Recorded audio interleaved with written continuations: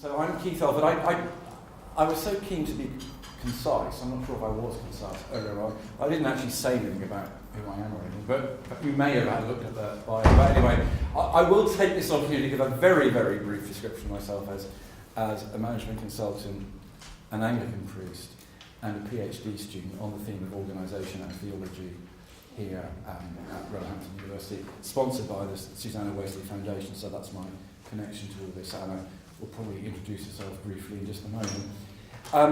Can I ask you, how many of you have actually read the case studies? Oh, look, that's pretty good. It's pretty good because in order to maximise the time we've got, we went to some place to get them out early and encourage you to read them. So thank you that so many of you have. Well, in that case, what we're going to do is just briefly remind you of the main features, and then we're going to set up a conversation, which will start with you having a conversation in some smaller groups yourself, and then there'll be a plenary conversation with all of us involved. Okay, and what we're going to try and do is take the two case studies together rather than deal with them one by one. So hopefully we can get an element of compare and contrast as we go through, because they are quite different in various respects. So I'll just remind you briefly of the. I'm holding this because we're recording it, by the way, and it was part of the filming. So my case study concerned the Sisters of Nazareth, a Roman Catholic congregation based in 5 parts of the world, around since 1851, that has done and still does do a number of things, but is currently predominantly a provider of care for the elderly. And when I was introduced to them in 2007, they were in some ways in quite a difficult situation. And those of you who read it will remember all the various factors in what made their situation difficult. I was engaged by I and my colleagues then, I was then a partner in Telos Partners in Windsor. We were engaged to help them. It's a turnaround, basically, in organisational or business speak. And in order to do that, so it was a very deliberate and programmatic intervention, conceived that way from the word go, and had the phases that I described, in which there was an initial phase which was around working with the General Council, a phase which was around sharing the hypothetical fruits of that conversation with sisters in all the 5 regions of the world, laterally engaging with staff, then a substantial process of planning, a substantial process then of implementation, and that's over 10 years, and then a second phase of engaging with the question of the future and the spiritual life of the congregation. And as of now, and I've just about finished my involvement in all this work, probably done the last event I will do with them. The situation is that there has been a remarkable transformation, and I really shouldn't care as much about this, but I think because of the amount of money they spent with me over that time, I take a certain amount of, well, it's more a relief than anything else, that they are £4.3 million in the black across the world, whereas they were an unknown amount in the red when we started. But I think the most important thing is the sense that they are a community who have hope where they didn't have hope.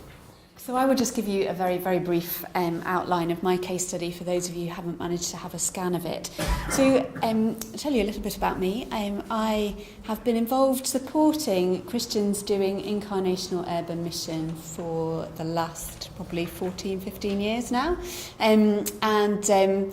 I worked for an organisation called the Eden Network, where my research was based. I don't know if anyone's heard of Eden, started in Manchester, now has teams nationally. And my role there was a number of different national developmental positions. So I was responsible for recruiting team members, training them, and supporting them along the way. And my research really arose out of that. I was also living in an Eden area myself for much of that time that I worked with Eden, which was a total of 9 years. And I was trying really to grapple with some of the questions that were rising out of that ministry. We used to talk a lot about transformation, and my question became, what does that even mean? And fundamentally, what does it take to change a life? The hope of many of our team members was to see lives changed, and sometimes they were disappointed with the results. And so my research was to try and dig in and find out what was going on. So Eden is an entrepreneurial and a pragmatic initiative. It's quite unreflective, actually, as a process, and it came really out of just a desire to do something, and a kind of gut feel of what that might be, rather than a plan. And so I feel like a little bit of a rogue at this conference. I'm not talking about a structured plan in the same way that well, that's why we put these two together. Yes, absolutely. So basically teams moved in and got stuck in with life, with very little kind of real discussion of what they were expecting other than we want to see lives changed. And their experiences then brought them up short.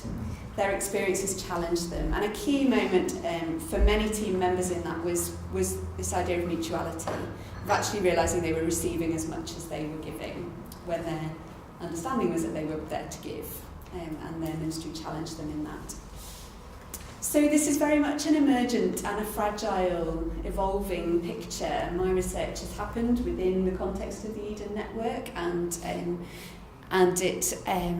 it kind of lives beyond that. Lots of practitioners find resonance with it in different ways. But within and among Eden teams, it's still very much an emergent new way of thinking about their work. And I guess for me, in terms of how change happens and what we might mean by transformation, for me, my research has shown that when an experience of difference comes alongside an affirmation of self, we're then enabled to consider that challenge without feeling overwhelmed or too threatened. And when that happens over time in practical as well as verbal ways, then you can experiment with different ways of seeing the world, different meaning systems. And then our worldviews can actually be reshaped and changed within the course of that process. So I'll leave it there.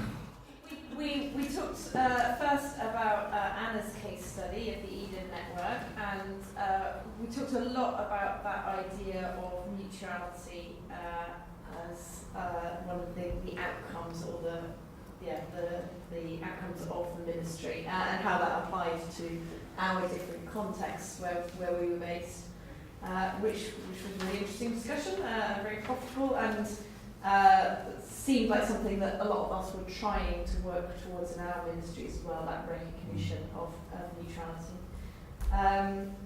We talked about how quickly different organisations are able to affect change. So noticing that the Sisters of Nazareth, it took closing almost 30 of their houses before they were able to really start that process of transformational change, whereas the network was able to kind of go with the flow a bit more quickly, and perhaps that was about, I don't know whether it was about structural differences to do with being an international versus a national organisation, whether it was to do with the age of the organisation. We talked, reflected that Sean said right at the beginning how he was working with the church in Wales, and they had a model of priesthood handed down from the 1500s, and it was quite difficult then to get people to change quickly. I can't remember Ali or anyone else. We spoke about, my lovely friend over here, we were speaking about mission, and kind of that it was a loaded word, sort of, because it implies that we're going to come into you and it's going to be fine then. Whereas when we were talking about the Eden Network, you were saying how, like, you and your colleagues, like, they receive stuff back. So was mission, like, that was just an interesting word and way to use it. And the missional pastoral care, wondered, could we know a bit more about that a little bit and what that looks like? I think was that right? Yeah. Following on from that as well, I was thinking about the because I was observing the difference between the two case studies was really about the intentionality. So one was very clear objectives and agenda, and that was a program for the change. The other, the change, well, it was actually the change that was effected wasn't the intentional thing, it was something else. And it led me to think about what, in a sense, what jurisdiction do groups have, what authority they have, if a group of Christians go into an area, what authority do they have to affect change in people's lives who aren't part of a group, or the society, and all those kind of things. Does the church have a right to change society? Or individual lives, or what's the jurisdiction there? And which I think is quite interesting. Yeah, I mean, of course, the sisters' work. I mean, in presenting it for a case study, you inevitably tidy it up a bit. I mean, there's plenty of unintended consequence and so on. But nevertheless, it did follow a reasonably programmatic, organised path, which does distinguish it, I think, from the other one. I mean, one of the things I really like about Anna's case study is that it bears so much on a discussion we were having a bit in the room earlier, which for me is about the extent to which in Christian life or mission or ministry, we are, as it were, delivering a kind of finished product. And so if things aren't going very well, it's about better marketing, and the extent to which actually our what we believe and our experience of being a Christian and all those sorts of things are things that are discovered to some degree, at least, within our mission. It has, is it something that arrives, complete for us, or is it something that we continue to discover? And I was really interested in what John had to say there in the other room, because of that, the story of Peter, in the sense that sometimes a very profound discontinuity is required to develop one sense of what being a Christian is. Do you want to say something about? You were asked to say something about the Mission pastoral care. Yeah. Yes. Missional pastoral care was the name that I coined in my doctoral research for the model of ministry that I felt was emerging out of the practice of Eden team members. So they moved into their communities. The model of ministry was move in, live there, get involved, and help people become Christians. That was pretty much as defined as it got. What I think has happened over time is that elements of that have come together and new things have emerged, and it's become a different thing, which I've called missional pastoral care.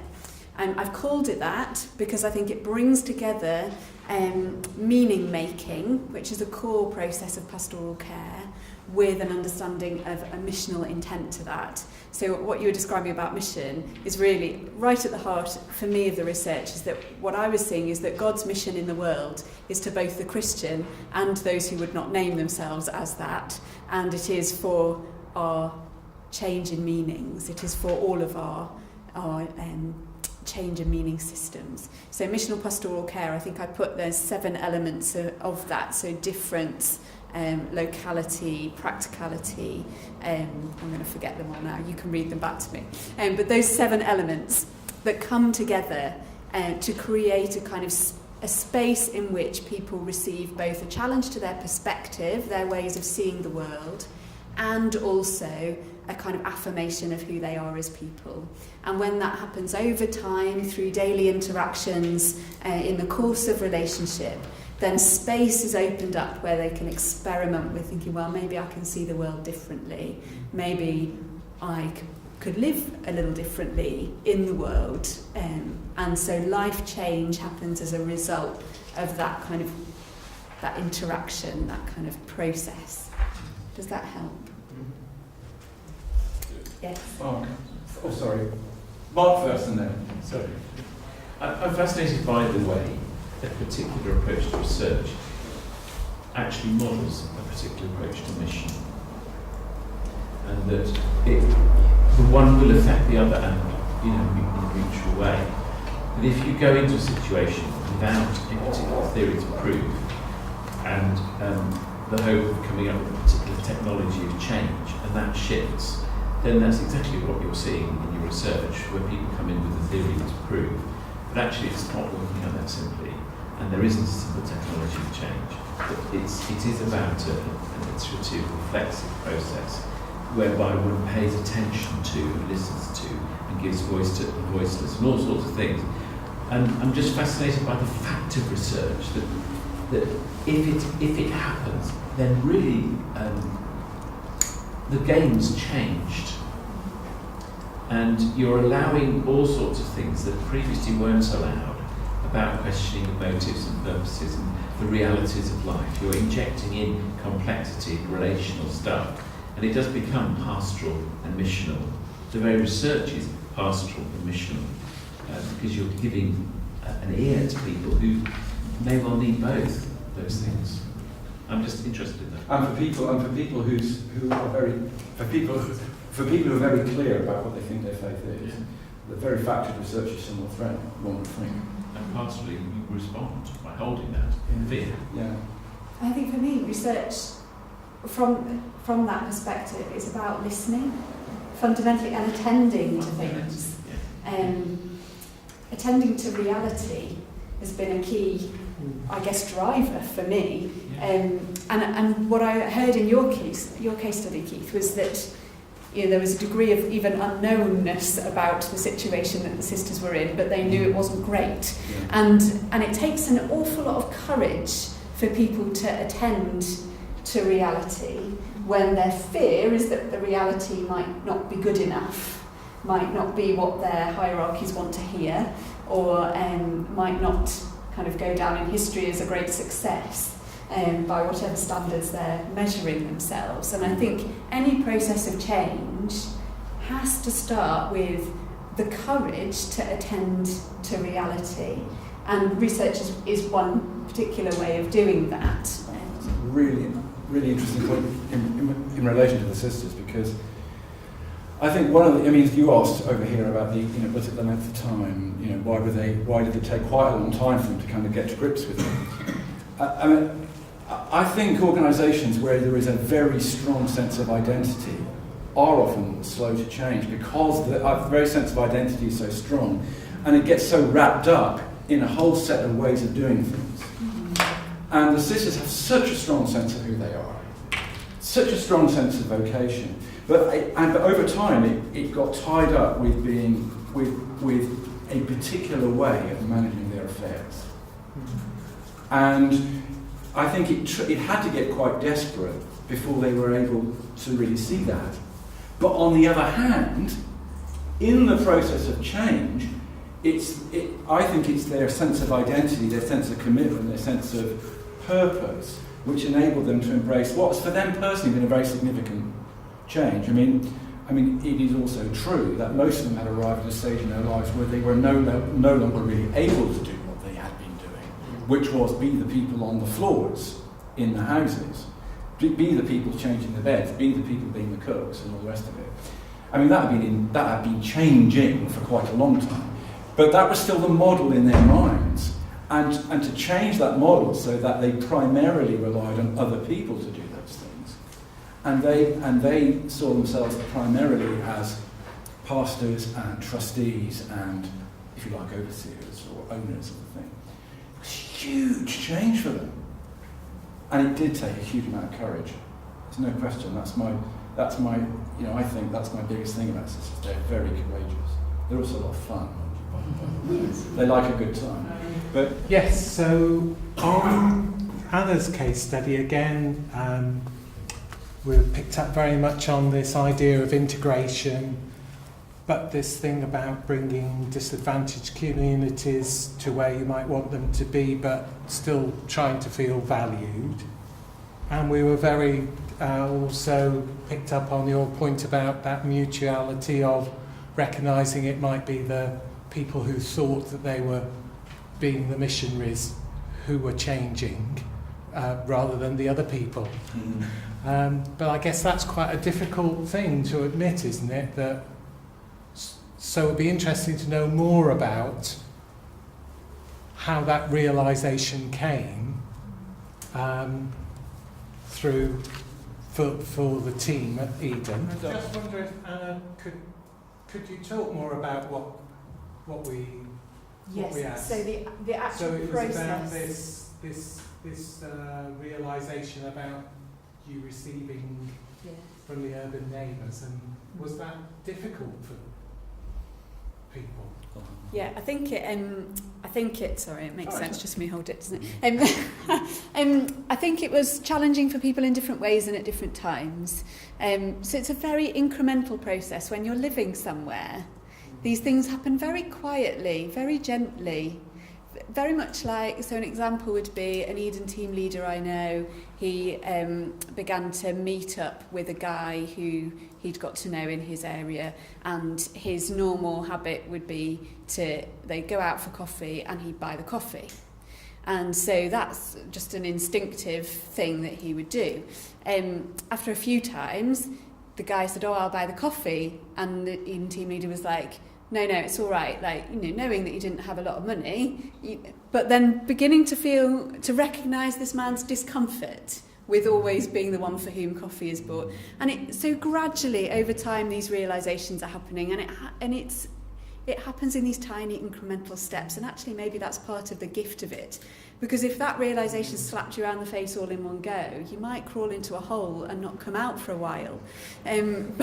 But when it just creeps up on you very gradually and slowly, then there is room for you to think, yeah, maybe. And I remember this team leader particularly coming to a team leaders meeting, having a conversation that I was part of, that a few others were there going, yeah, maybe it's not okay that we always buy the coffee, but I feel weird drinking coffee that I know he can't afford. How do I handle that? How do we work this in a way that actually allows him to retain a sense of personhood in our relationship? But the problem seemed to be the person buying the coffee wanted the power still. You said they felt uncomfortable about relinquishing that authority and power.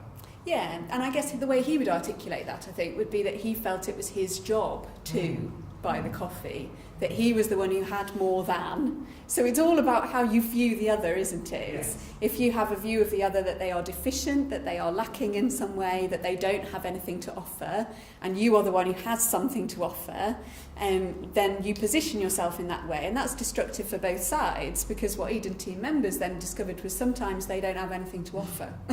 They might be able to buy the coffee, but they're having a complete overwhelm and don't even want to open the door, or they've got challenges in their family life that mean that being there is really challenging, or we've all got stuff, haven't we?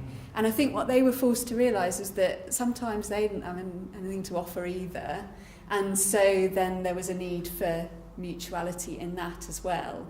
And I think really positively reinforcing that mutuality then comes once you're aware of it and once you've processed that yourself to a degree, I think. I was just going to say on what you've said about allowing them to buy coffee, one of the things that I found in my work is the difference that it makes when you meet with somebody and they say, "How are you?" and you say, "Not great, actually," kind of something beyond kind of accepting them buying you. It's one thing to be like, "Oh yes, I'll have a cup of coffee, that would be lovely," but actually being prepared to say to somebody, almost for the pastoral care to work the other way, for you to say, "Well, actually, I'm really worried about my mum," or I've not been very well lately, or and actually have them be the ones who you open up to. Is often the next step from accepting the coffee, but is a bigger and more difficult step, I think. Yeah, and I think that happened for people gradually, mainly because they're doing their daily lives in these areas. So, if you're just going somewhere, as part of a job to do some mission, it's fairly easy to keep your personal stuff out of it, isn't it? Yeah. But when it's your normal life, then it's much more difficult, and you start to ask, well, these people are my friends, so why am I filtering my presentable missional self from my real messy self in this situation? And that's exactly the kind of grappling that was going on. I think we better hear from the third group before time runs out. We've not played fair. Who is going to speak for the third group? I think we've forgotten that. We are very conscious of your time, so we're going to give you a gift. It's quite right. If I can ask another group, it's not reflecting on you, but following on from the conversation you've been having, I think I'm noticing the impact of the research question and the organisational objective, that the links between those two, what you're trying to achieve. And I've similarly worked with religious orders in change, accompanying through change. And one of the discernments is what this is, their mission, and the confusion of the mission with what they do. And rather than asking the questions, what difference are you trying to make, they're asking the questions, how do you preserve our mission? And they're subtly different. The difference in organisational jargon between your outputs, what you do, and your outcomes, what those outputs achieve. And I think in terms of the not-for-profit sector and church sector, that whole world is the tough one. What difference are you trying to make? Are you trying to put into practice a theory of mission? Or are you trying to bring the love of Jesus to people so that they're transformed? But they're different. And I think in terms of the research question then, what are you researching? Are you researching the effectiveness of the mission, or the efficiency of the mission? Is the mission doing well? Or are you researching, is the mission making a difference? And there's a whole load of stuff there on outcome-based evaluation, where the jargon, the bottom line isn't the bottom line, which would change the whole approach to research, and then to some extent change the whole approach of the organisation to its management and its assessment of its progress. I was just reflecting on the context between research and organisation. We certainly felt it was right. I think it would be a standard approach for me anyway. But we certainly felt it was right to re-examine at the very beginning what they thought they were about fundamentally. It was quite difficult for them to do that because they're not used to asking that question. It lives in at the level of assumption quite a lot. But it was quite important, I mentioned it in the study, it was quite important that they were able to distinguish between what they had been generally doing and their call to the poor and needy, which they realised when they thought about it had meant different things at different times in the history of the congregation. So they did a lot of work with homeless people in the early days, in the days when the founder speak while the many was alive. So although there wasn't a great appetite to make some kind of great change in the kind of business, if you like, it was liberating nevertheless, because it allowed them to think more. It allowed them to think more widely about it. I think that was really important, and that I think really chimes with something that comes out in your study, which I really can see a connection with, which is that thing about being affirmed in the fundamental identity before you're able to move into a place where you're going to have to interpret that quite differently, perhaps. And so that was really, really important for them to feel that they were moving on in a way that was consistent with their calling. So that was cool. There was also something you almost touched on just there about the idea of there's something different between changing and a change in the change, if that makes sense. So the idea that the sisters changed some of their practices and some of their ways of operating and all of that in order to reverse a decline and become kind of more successful. But they didn't fundamentally change what they were about. Whereas the Eden Network, there was a change in the change they were affecting, and actually no longer are we thinking about conversions and baptisms. We're thinking about this complex good of living in incarnational ministry, being with people in this mutuality, and it's really difficult to understand when an organisation needs to effect a change. And when they need to change what they're trying to change, when does the church need to just get better at what their aims are? And when does the church need to think, we need to change our aims? And how do we identify which is appropriate in which situation? And I think That's a great question. that's a really good, it's a really good observation, a great question. I think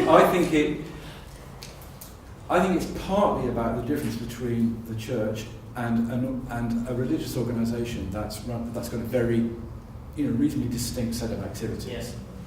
So even though the question of purpose and so on is there in the background, realistically, they've got a huge, great, they've got a business, and that does constrain things, and it makes the operationalization of what they're all about more easier in many ways. Whereas for the church, I think this question of how do we be who we are much more difficult, because there's operationalizing religious goals is really demanding, difficult. So I think that sense we're dealing with something we only discover in the doing of it is stronger when we're in the church.